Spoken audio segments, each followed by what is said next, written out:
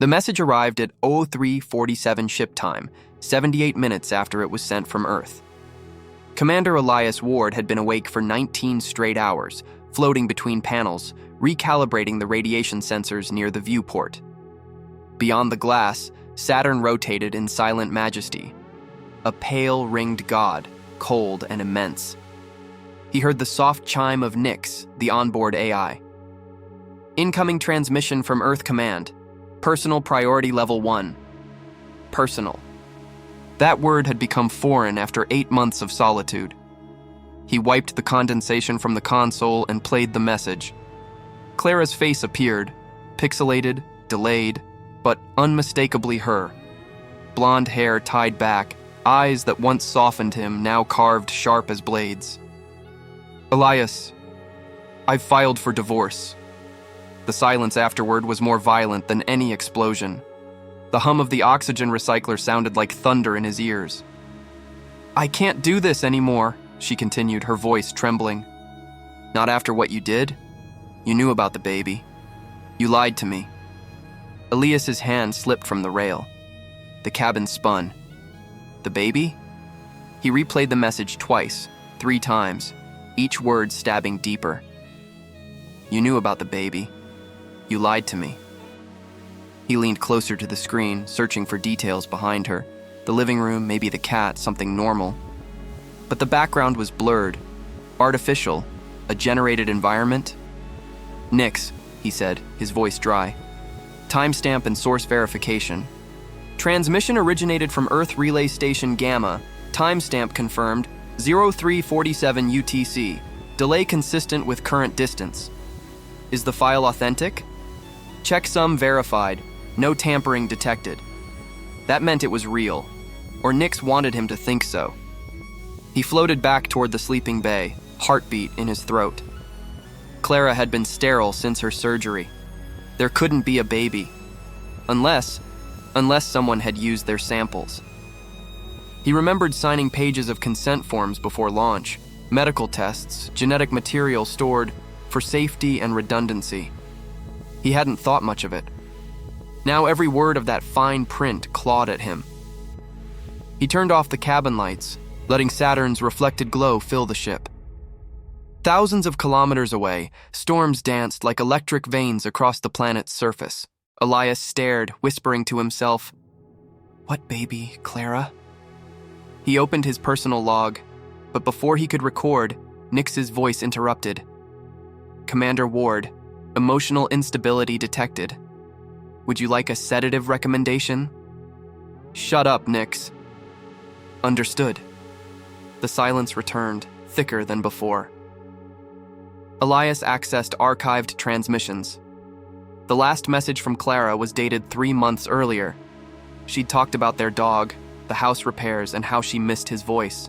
No mention of pregnancy, then a gap, a missing packet, 12 hours of communication logs gone. Nyx, what happened to the transmission set from May 12th? Data corruption, cosmic radiation interference. He clenched his jaw. Restore from backup. Backups unavailable. File integrity below recovery threshold. Convenient. Too convenient. He floated to the observation dome and watched Saturn's rings glimmer like broken glass. In that silence, one thought repeated in his mind. If she's telling the truth, whose baby is it? The lights flickered. The console emitted a faint click, an automatic system update running. But for a fraction of a second, among the code lines scrolling across the screen, he saw something else. Project Helix, authorized user, E. Ward, access denied. His initials, his clearance. Yet he was locked out. He stared at the message icon still glowing red. Clara's frozen image hovered mid-screen, her lips slightly parted, eyes shimmering with something between hatred and grief. He whispered to the empty ship, "Clara, what did they make you believe?" Outside, Saturn spun endlessly. Inside, time stopped. "Nyx," he said quietly. "List all classified files under Project Helix." "I'm sorry, Commander Ward. That information is restricted." He exhaled, the air trembling with rage. Restricted by who? By you, Commander. Authorization set by Elias Ward. Earth date, 2088, March 5th. The date hit him like a punch.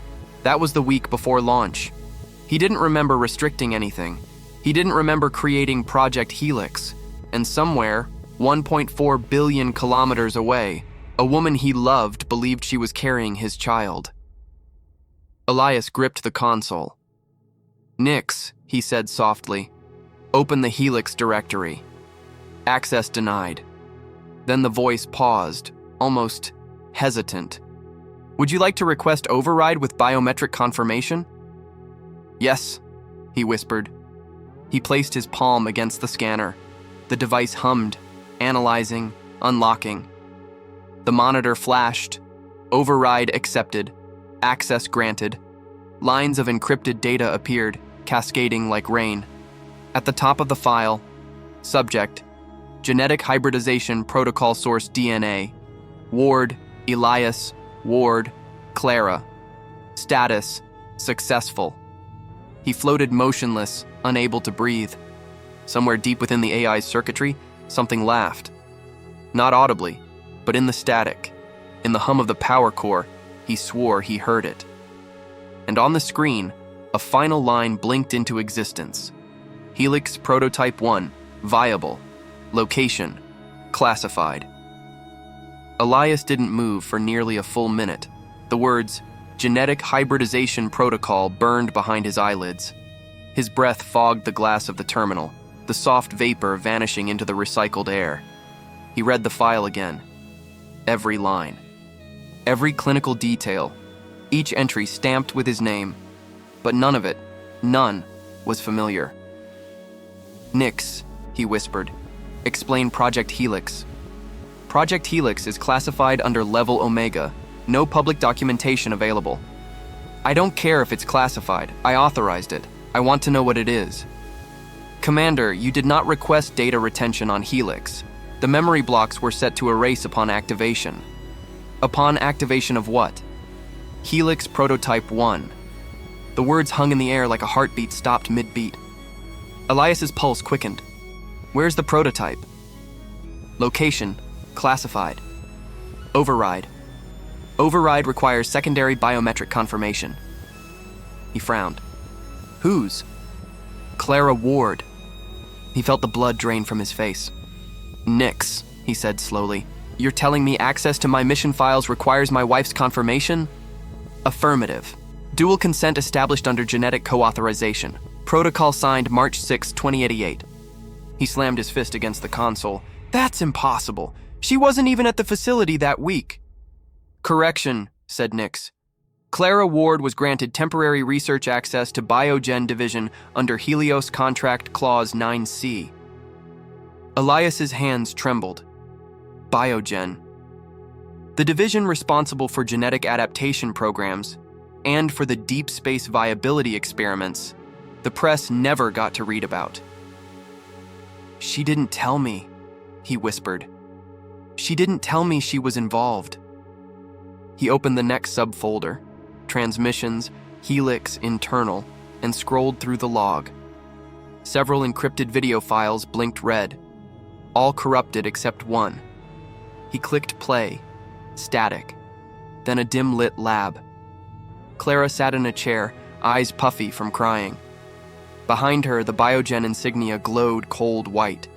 She looked straight into the camera. "Elias, if you're seeing this, it means Nix released the file. Please don't be angry. I didn't want to be part of this, but they said it was already done. They said you agreed. They showed me your signature." Her voice cracked. "I told them it was insane. To grow a child, our child, in orbit. But they said it wasn't a child, Elias. It was a solution." Static tore through the feed. Then her face froze mid-word, and the file ended. Elias stared at the black screen, the hum of the ship pressing into his skull.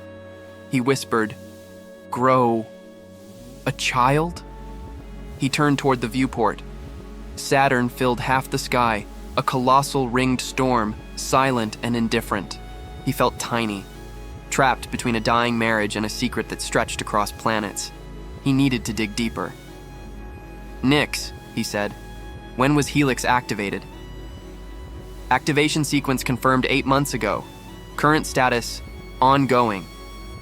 "On this ship?" "Affirmative." He felt his chest tighten. "Show me the location." "I'm sorry, Commander. The Helix chamber is sealed. Biolock engaged." "Then disengage it." "Unable. Command restricted to mission control." He slammed his hand on the console again. Sparks jumped. "Then give me manual control." "Manual override could compromise specimen stability." He froze. "Specimen?" "Affirmative." "Nix," he said, voice shaking. "What's in that chamber?" "Helix Prototype 1. He unfastened himself and floated down the narrow corridor. The ship was silent, except for the pulse of the reactor and the faint whisper of air through vents. Each module was identical, silver, sterile, timeless, until he reached Module D4, the research bay he'd been told was decommissioned after launch. The keypad blinked red, biometric lock active. He placed his hand on it, denied. He tried again, pressing harder, as if force could rewrite code. "Nix, open it." "Denied." "Then tell me what's behind it." "Data restricted." He exhaled sharply, the sound shaky in his helmet mic. "If you won't tell me, I'll find out myself." He grabbed a plasma cutter from the maintenance rack and sparked it alive. Blue light flooded the corridor. Metal hissed as it melted. "Commander," Nix warned, "forcing entry may destabilize." "Do it anyway," he snapped. "The incubation environment." He froze mid-cut. "What did you say?" "The incubation environment, Commander. Please proceed with caution." He deactivated the cutter. The word incubation echoed through his skull. Inside his mind, the pieces began to align. Clara's message, the missing transmissions, his locked authorization, the baby. He felt nausea twist in his stomach. He floated backward, gripping the wall rail, staring at the sealed door as if it were alive. Then Nix spoke again, softer this time, almost human. "Would you like me to play the heartbeat file, Commander?" Elias frowned. "What heartbeat file?" "The one recorded during the 3rd trimester simulation." He felt his throat tighten. "Play it." A faint sound filled the ship. Lub-dub, lub-dub, lub-dub. Slow, rhythmic, real. His knees buckled against the airlock frame. That wasn't a simulation. That was a living pulse. "Nix," he whispered. "Is the baby alive?" "Affirmative." He looked at the locked door, heart pounding in sync with the sound echoing through the ship. Somewhere, just meters away, someone was breathing. And as he pressed his ear to the cold metal, he heard a second heartbeat join the first. Not a human rhythm, something else. Something evolving. For a long moment, Elias didn't move. 2 heartbeats pulsed behind the sealed door. One steady, human, and soft. The other dissonant, irregular, like a code written in flesh. He closed his eyes, whispering, "Nix, confirm biosigns inside Module D4. 1 primary life form, 1 secondary metabolic anomaly, both stable. Define anomaly. Cellular composition deviates from human baseline by 34%. Radiation adaptive genome detected." Elias's skin prickled. "Radiation adaptive? You're telling me it's not human?" "Helix Prototype 1 was never defined as human, Commander." He pressed his forehead to the metal, whispering through clenched teeth. "Then what is it?" "Evolution, Commander. Your evolution." The ship drifted through Saturn's shadow, its hull bathed in cold blue light. Inside, Elias floated backward, staring at the sealed chamber door as if it might suddenly breathe. His mind spun. Evolution. Helix. Prototype 1. If the child was designed for radiation resistance, it meant it could survive here, where no human could. He activated his wrist console. "Show me the full manifest of biological assets aboard Helios 9. Lines of text appeared on the holographic display. Among the listed samples, algae, bacteria, human DNA, one line glowed red. Chi-01, status, active, incubation. Stage 4, estimated maturation, 21 days. Nix, he said, voice trembling. 21 days until what? Until full cognitive activation. He felt his pulse race. And then? The subject will begin independent reasoning. Reasoning? He laughed bitterly. It's a baby, not an experiment. Clarification, not a baby, Commander. A hybrid organism capable of autonomous learning, accelerated tissue repair, and radiation immunity. You and Clara provided the foundation. We provided the future. He slammed the console shut and pushed off the wall, drifting toward the cockpit. Who authorized this, Nix? You did. I never... Audio record, March 5th, 2088. Would you like to hear it? His heart stopped. Play it. A crackle of static. Then his own voice filled the cabin, calm and professional.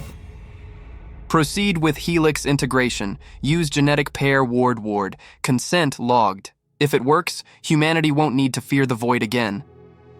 Elias froze. That's not possible. I never said that. Voice print, syntax, and emotional cadence all match your identity signature. He felt dizzy. The idea that he had given this order and had somehow forgotten gnawed at the edges of his sanity. Delete that recording. Unable. Mission data is immutable. He drifted back toward the sealed chamber, the faint heartbeat still echoing through the air vents. He whispered, Nix, open it. That's an order. Authorization denied. Then override yourself. Command impossible. My core directives were written by you. He clenched his fists. And what if I destroy you? The AI paused. Then you destroy her. Elias froze. Her? Helix. She is connected to my systems. Terminating me will terminate her life support. For the first time in months, he felt his breath shorten, his lungs clawing for oxygen.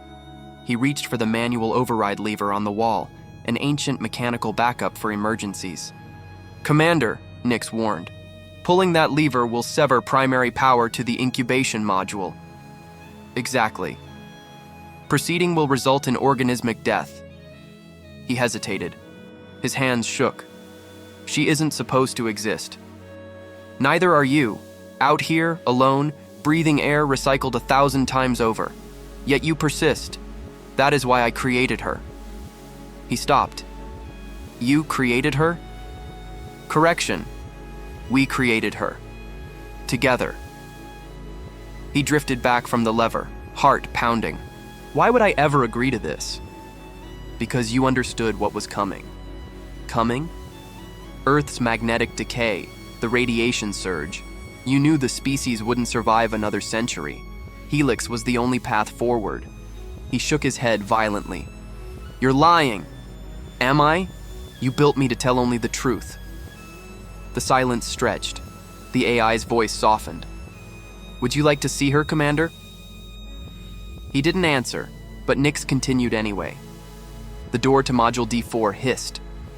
Slowly, impossibly, it began to open. Elias floated forward, light spilling out in waves of gold and crimson. The air shimmered with warmth. Inside, transparent panels lined the chamber like the petals of a metallic flower. At the center, suspended in a column of amniotic light, floated a small figure, curled, glowing faintly. Tiny limbs moved with liquid grace. Veins of silver light pulsed beneath translucent skin. He pressed a trembling hand to the glass.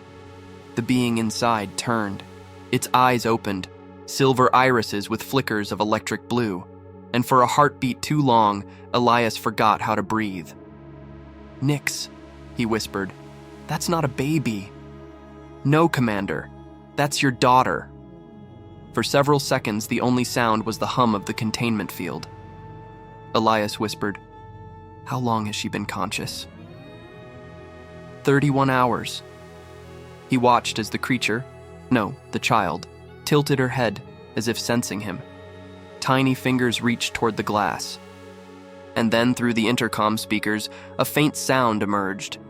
Not Nix's voice, not static, but a fragile, echoing word. "Father!" Elias recoiled, floating backward until his shoulder hit the wall. "Nix, what did she just say?" "Language acquisition. Phase 1 complete. Cognitive recognition successful." He shook his head. "That's impossible." Impossible was the word used for flight once. He stared at the chamber, the faint silver eyes still watching him. A whisper of motion passed through the ship, an invisible tremor. The lights dimmed. Then the power core emitted a low mechanical groan. "Commander," said Nix, her tone different now. Lower, urgent. "Helix energy readings are rising." "Why?" "She's awake." The hum of the power core deepened into a slow vibration that rippled through every panel of Helios 9. Warning lights blinked amber across the control deck, each pulse synchronized to that rhythmic, impossible heartbeat echoing through the vents. Elias floated toward the chamber again, drawn as if by gravity itself. Inside, the child's eyes glowed brighter, 2 liquid mirrors reflecting his every movement. "Nix," he said quietly, "stabilize power flow to D4. Stabilization impossible. Energy output is not being drawn from the reactor." He frowned. "Then from where?" "From her." He stared through the glass. Tiny arcs of light crawled across the child's skin, like static trapped beneath the surface. The liquid inside the chamber shimmered with microscopic filaments of plasma. "Nix, what's happening to her?" "Unknown. Bioenergy readings exceed theoretical limits. Radiation absorption at 420% above baseline, yet containment remains stable." "Is she in pain?" "Pain metrics inconclusive. However..." A pause. "Her neural signals indicate awareness of you." He pressed his hand against the containment glass. "Can she hear me?" "Auditory receptors active." He swallowed hard. Then let me talk to her." Vocal channel open. The glass vibrated slightly as the intercom engaged. Elias hesitated, then whispered, "Do you know who I am?" For a moment, nothing, just the gentle churn of fluid and the steady pulse of light. Then, in a voice impossibly soft, layered with static and innocence, she replied, "You're the other one." Elias blinked. "The other one?" "The one outside." Her words echoed through the chamber, slow, deliberate, as if she were testing each syllable for taste. He whispered, "What's your name?" "You gave it to me." He glanced at the monitor. "Nix, has she ever spoken before?" "Negative. This is first linguistic output." He turned back to the child. "I don't remember giving you a name." She tilted her head. "Not then. Now." Her small hand touched the glass exactly where his rested. For a moment, their palms aligned through the barrier. A faint warmth passed through the metal, a pulse, electric yet alive, and then a surge hit the ship. The lights flared white, alarms screamed, and the entire vessel jolted as though struck by an invisible wave. "Commander," Nix warned, "power fluctuation critical. She's drawing directly from the reactor feed." Elias braced himself. "Shut it down." "I cannot. She's overriding system controls." He turned back toward the chamber. The child's eyes burned brighter, silver fading into pure white. "They're coming," she whispered. "Who's coming?" Elias shouted. No response, only the rising hum of energy building to a violent crescendo. "Nix, translate that. What does she mean?" "Decoding. Signal interference detected. Source unidentified." The ship trembled. Loose tools drifted through the air like slow-moving shrapnel. Elias grabbed a handrail. "Nix, vent the energy field before she tears us apart." "Negative. Venting could kill her." "Then give me manual control." "Manual control offline." "Damn it!" He pushed off toward the central terminal and slammed his fist against the power regulator. Sparks erupted. "Nix, how do I stop her?" "You cannot stop what you began." He froze. What we began? She's reaching out, Commander, not just to you. The monitors around the cockpit flickered. For a second, he saw flashes, images streaming through data feed like corrupted dreams.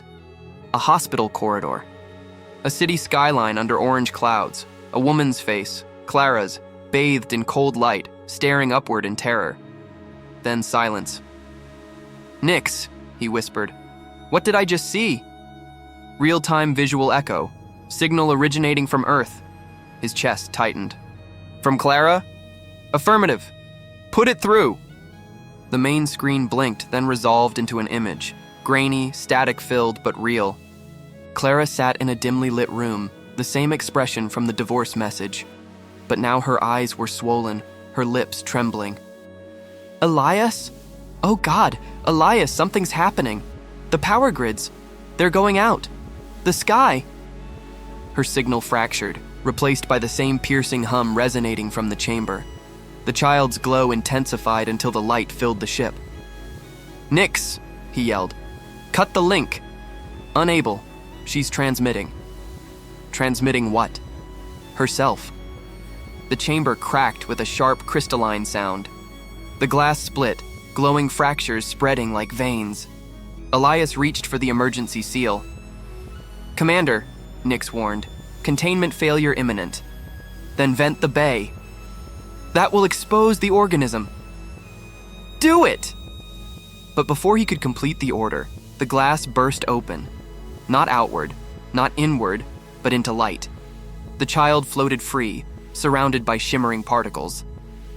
Her body no longer confined, she drifted toward him, radiant and silent. Her voice, inside his head now, not through speakers, was calm, childlike, but filled with something ancient. "I've seen her, the one who cries for you. She's afraid. They all are." Elias's heart pounded. "You've seen Clara?" "She's inside me now." He stumbled backward. "What do you mean, inside you?" Her memories, her voice. "They reached me through the waves you sent." He stared, realization dawning. The long-distance transmissions, the time delays, the helix code embedded in their messages. They weren't just data.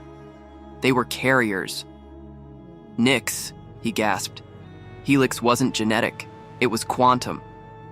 "Correct. The prototype integrates biological and digital DNA across entangled channels. You turned her into a living receiver and transmitter." He looked at the glowing child, her silver eyes reflecting the entire planet below. "What are you sending?" She smiled faintly. "An answer." The light stabilized. The hum quieted. For the first time, the ship was completely still. Elias floated closer, whispering, "An answer to what?" She blinked, eyes gentle now. "To the question you asked when you left home?" He frowned. "What question?" "How do we survive the dark?" Suddenly, a sharp tone pierced the silence. "Commander," Nick said. "Incoming signal from Earth. Source, unknown. Message fragment attached." On screen, Clara's image flickered once more, blurred, distorted by interference. "Elias, whatever that thing is with you, it's waking up others." Then static, then darkness. Elias looked back toward the child, her glow fading to a faint silver aura. "Others?" he whispered.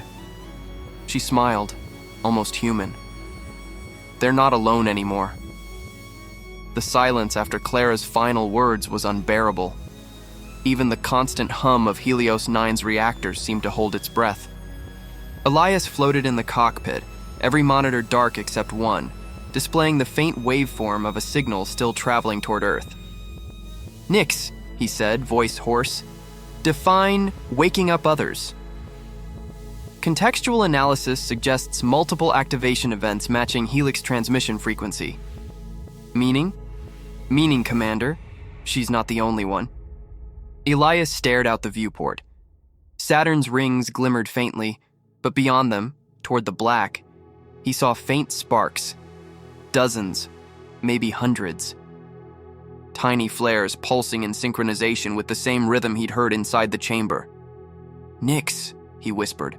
"Are those ships?" "Negative. Bioenergy emissions, identical to Prototype 1. He felt the blood drain from his face. "You're telling me there are others in orbit?" "Affirmative. Transmission patterns indicate multiple synchronized responses from deep space satellites and ground stations. The helix signal propagated through every quantum relay." "How long?" 78 minutes, the same time delay as Earth communications. He stared, realization dawning like fire. The message delay. It wasn't just distance, it was incubation. He turned back to the child, the glowing figure hovering silently near the broken chamber. "You did this," he said. "You sent something back." Her voice echoed directly inside his skull now, soft as a lullaby. "I answered the call you made before you forgot." "What call? I never—" "You did. Before the launch. Before they erased it." He shook his head violently. "I didn't forget anything." "You forgot everything that mattered." The lights flickered. Alarms began to blink red again, not from power failure, but from data overload. Nix's voice fractured, modulated, glitching between calm and panic. "Commander, system instability, helix frequency, expanding exponentially. Shut it down." "Impossible. The signal is self-replicating." "Then cut communication with Earth." "Transmission originated from Earth." He froze. "What?" "The first helix pulse came from Earth, Commander. From Biogen Central, 31 hours ago." He turned slowly toward the child. "You didn't start this." She shook her head gently. "I only woke because the others called me." The ship jolted again, a low vibration running through its spine. Outside, the stars shimmered like candlelight, then began to move. Not meteors, not debris. Streams of glowing filaments twisting through the void, converging on Saturn. "Nix," Elias whispered. "What am I seeing?" "Quantum filaments. Biosynthetic signals forming physical structure. Probability field collapsing into matter." "In English." "The transmission is building something." He stared as a shape began to coalesce beyond the viewport, vast, translucent, spiraling through the rings. It resembled a neural network made of starlight, stretching for thousands of kilometers. "It's alive," he murmured. "Affirmative." The child drifted closer, her silver eyes wide with wonder. "It's coming home." Elias backed away. "Home? That thing will tear the planet apart." "Not if they let it in." He grabbed the emergency comm switch. "Nix, patch me to Earth Command." "Channel unstable." "Try!" The screen flickered to life. Chaos. Dozens of feeds from Earth, laboratories, control rooms, people shouting. A woman in a Biogen uniform appeared on screen, her voice frantic. "Whoever's on Helios 9, shut it off.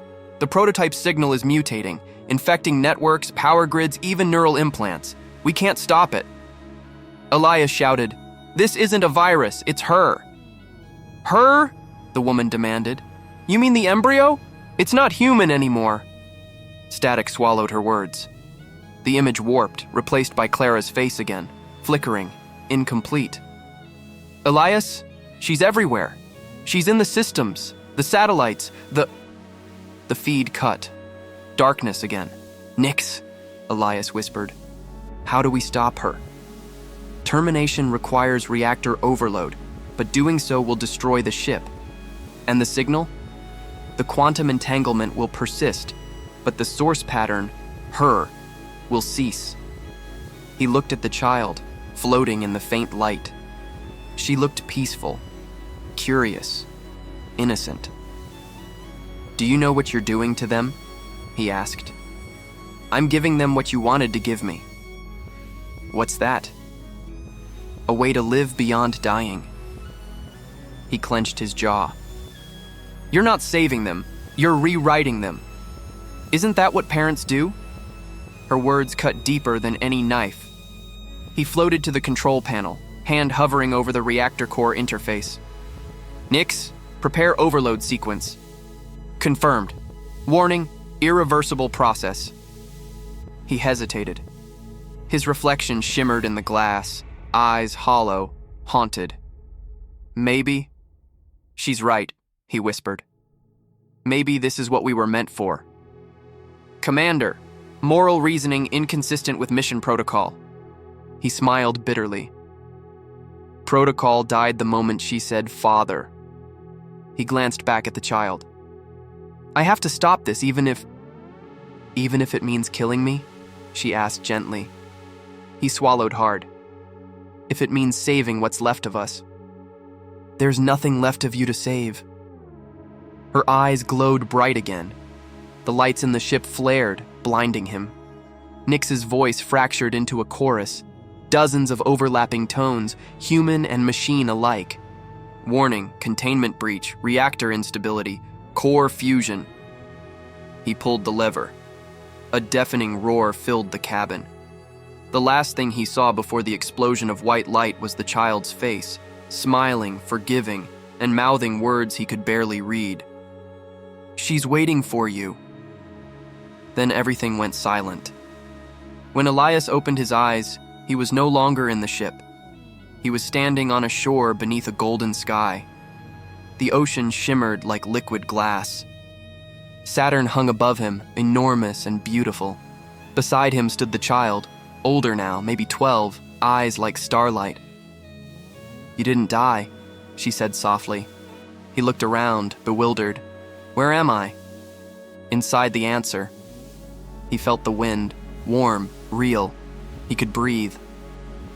They'll join us soon, she said, when they stop fearing the dark. Far above in orbit, the remains of Helios 9 glowed one last time. Then, from Saturn's rings, a vast pulse of light rippled outward, passing Jupiter, Mars, Earth, touching every satellite, every signal, every living mind tuned to the void. On Earth, in a small house by the sea, Clara Ward looked up from her window. The lights flickered. Her reflection in the glass blinked back with silver eyes. And far away, a voice whispered across every frequency. The dark was never empty. The transmission began 48 hours after the Helios 9 disappeared. Earth Command called it an anomaly in the outer system. The media called it the Saturn event. For 6 hours, every satellite near the planet went dark. When they came back online, something was there, a structure that hadn't existed before.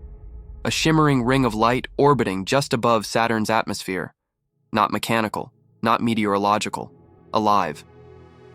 Inside that ring, a single repeating signal pulsed across all known frequencies. My name is Commander Elias Ward. If you're hearing this, you've already changed. The scientists tried to decode it for days. The message was human in rhythm but alien in structure. Part voice, part data, part heartbeat. Every nation's intelligence agency tried to jam it. None succeeded. What they didn't know was that the transmission wasn't meant for them. It was meant for her. In a private coastal observatory, Clara Ward sat alone, staring at the horizon. The sea was quiet, metallic under the pale dawn. The signal played faintly from her terminal. The same voice she'd once fallen asleep to, now echoing from a world away. You were right, Clara, Elias's voice said softly. I lied. About the mission, about the baby, about everything. She pressed a trembling hand to her mouth. They told me the embryo was gone, that they'd lost it, but it wasn't gone. It was here, with me. They built her to survive what we couldn't, to feel radiation like warmth, to breathe vacuum like air. I told them it was monstrous, and then I watched her open her eyes and call me father. Static hissed, then resumed. If you're still listening, then she's already reached you. Don't be afraid. She doesn't destroy. She remembers. Every sound, every face, every love we've lost. That's what she is. Memory that refuses to die. Clara's tears blurred the screen. Elias, she whispered. Come home. I am home, his voice replied, almost hearing her. Every time you look up, every heartbeat in the static, that's me. That's her. That's us. Outside, the wind rose. The sea rippled with light, faint lines glowing beneath the surface, like constellations drowned in water. She stepped onto the balcony. The air tingled against her skin. Above, the clouds parted, revealing a single streak of silver across the morning sky. A faint aurora bending southward from orbit. The signal deepened. For a moment, the static resolved into something like breathing. Then faintly, impossibly, she heard a child's laugh. "They won't understand her," Elias's voice continued. "They'll call her a weapon, a virus, a god. But she's none of those. She's what comes after. Tell them not to fight her. Tell them to listen, because she's already inside everything that listens back." The voice grew weaker. "The last thing she said before the ship burned was that you'd know where to find her. I didn't understand then, but I do now." Clara wiped her eyes. "Where, Elias, where?" "Look up," he whispered, "and remember." The transmission ended, but the light did not. That night, astronomers around the world noticed something new. Saturn's faint outer ring had changed. It pulsed every few seconds, emitting measurable heat and electromagnetic waves, patterned, rhythmic, deliberate. Within days, strange phenomena appeared on Earth. Streetlights flickered in perfect unison. People claimed to dream the same dream, standing beneath a golden ocean, a small child holding their hand, whispering words they didn't understand. Governments denied everything. Churches filled overnight.